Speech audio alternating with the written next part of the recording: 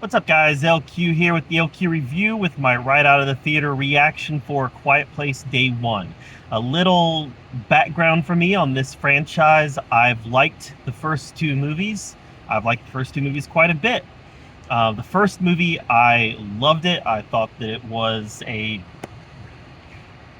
mean, this could be hyperbole, I guess, but I thought it was almost a modern horror masterpiece. I really loved the first movie. The second one I did not like nearly as much as I liked the first one.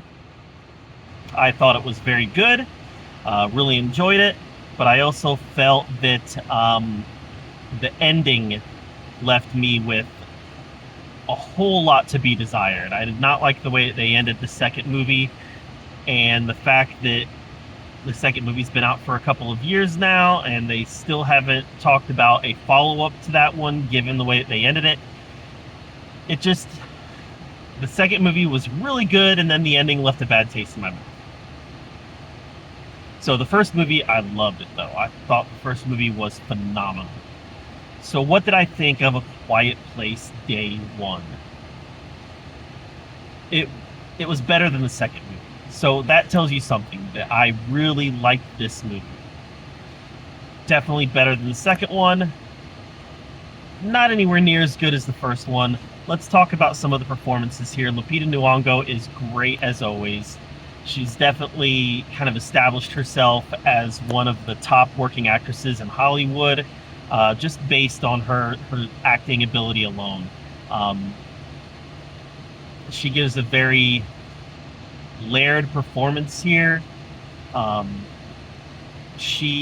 movie opens up and she is in a situation.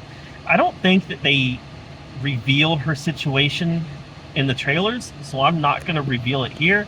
But she's in a situation that nobody really wants to be in. It's a dire situation, and she has kind of given up on life, and all she wants is a slice of pizza. But she's kind of given up on life, and she's in New York City. The aliens attack. We see it unfold in real time as it's happening, and she is able to find a way to survive the attacks. And after the initial attack and things have calmed down a little bit, she ends up forming a connection with a British student who's he's, probably at least in his mid to late 20s. But he's a student who's practicing law. So I wanted to clarify he was an adult. Oftentimes we hear student and we think young person.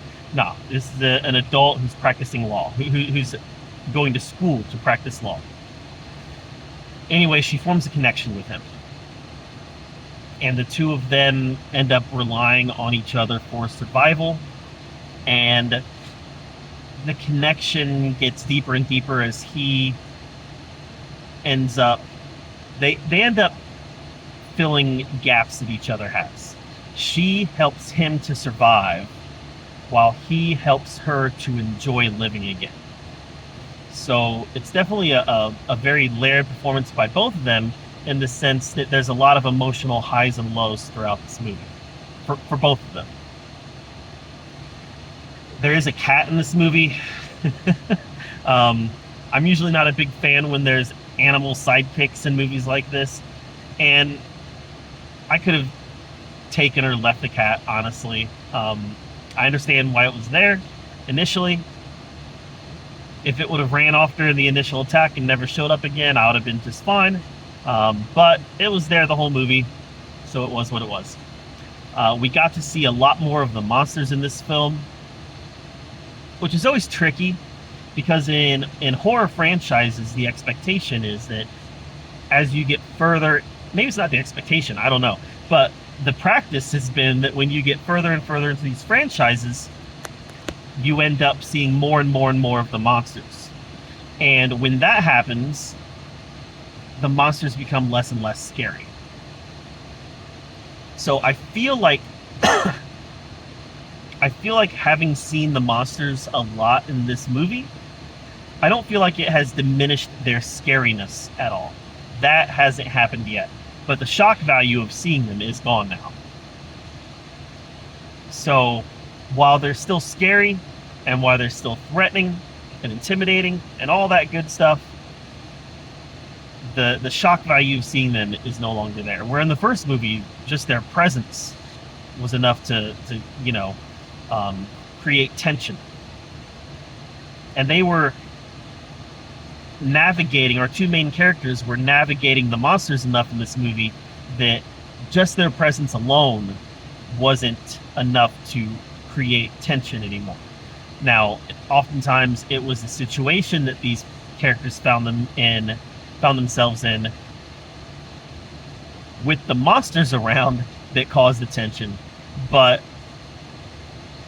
yeah, the monsters are still scary and they're still threatening and all that, but I didn't sense the same feelings when they were on screen as I did in the first movie or even the second movie. That said, this is a better movie than the second one because this one does have a good, compelling, this tells a story that has a beginning, a middle, and the end, where the second movie did not have an end. This one has a beginning, a middle, and an end, and I appreciated that very much.